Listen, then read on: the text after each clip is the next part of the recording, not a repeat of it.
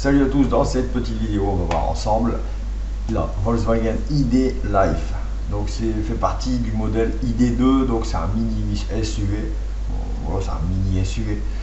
Donc il va être dans une gamme de prix plutôt intéressante. Donc ça va être entre 20 et 25 000, c'est pas encore bien défini. Donc la date de sortie ça va être 2025 là, donc on sait comment que ça se passe, ils nous annoncent début 2025, mais peut-être ce sera fin 2025 ou milieu 2025, on verra bien. À ce moment-là, on va aller se voir ça tout de suite. En attendant, regardez la petite vidéo qui se déroule derrière. N'oubliez pas de vous abonner et lâchez-moi un max de pouces, ça ferait super plaisir. Allez, let's go! Donc nous sommes bien sur ce modèle, donc c'est l'ID2 de 2025, hein, donc c'est le petit SUV électrique. Donc il va être produit en Espagne. On va essayer de se voir un petit peu toutes les infos. Bon, niveau look, vous avez vu un petit peu la vidéo avant, moi je le trouve plutôt pas mal. Alors c'est surtout dans les détails. Donc c'est l'ID Life, hein, et c'est l'ID 2. Donc il sort en 2025 à peu près. Voilà, on ne sait pas trop les dates.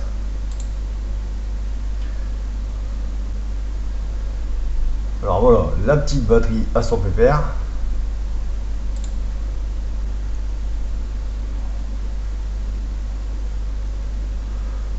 Il est pas mal après. Alors perso, je préfère le blanc pour l'instant. Celui-là, il est de toute beauté. Il est magnifique. J'aime bien, c'est les détails, la finition, la calandre. La calandre de fou. Il y a une calandre. Après, c'est de la voiture électrique, donc évidemment, on peut faire un peu ce qu'on veut au niveau de la calandre. Voilà. Hein. Donc, ils vont nous faire aussi le petit modèle en GTI. Donc, je ne sais pas trop ce que ça va donner. Ça peut être intéressant, je pense. Ça, c'est l'ID2 All. C'est pas le même encore.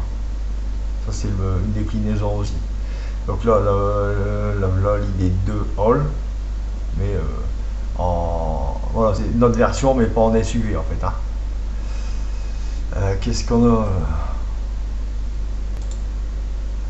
Voilà, donc vous voyez, l'ID GTI.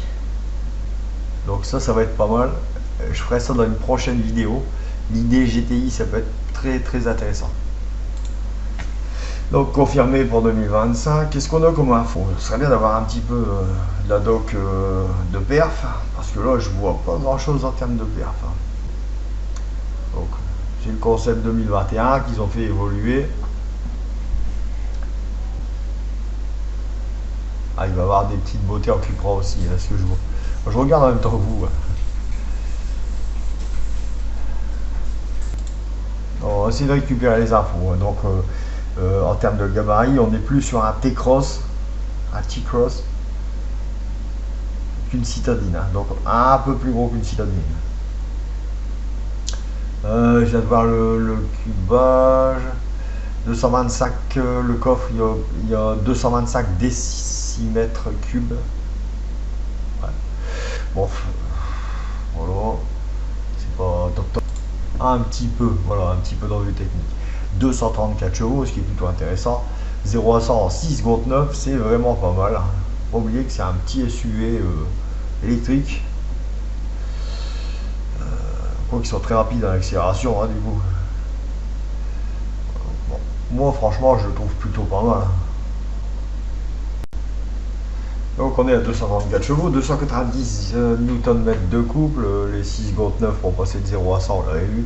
Alors 400, l'autonomie 400 km, oh, c'est pas fou, mais c'est à peu près dans la moyenne maintenant. Hein. La batterie 57 kWh. Voilà, j'espère que cette vidéo vous aura plu. N'oubliez pas, elle va sortir en 2025, donc début, milieu, fin d'année, hein, on ne sait jamais vraiment pile poil. Lâchez-moi un max de pouces, abonnez-vous. Alors j'ai besoin de vous pour refaire décoller un peu la chaîne, parce que ça s'est calmé un peu. Donc je vois bien que ça redécolle, alors laissez-moi un max de commentaires et tout, faites le max. Merci.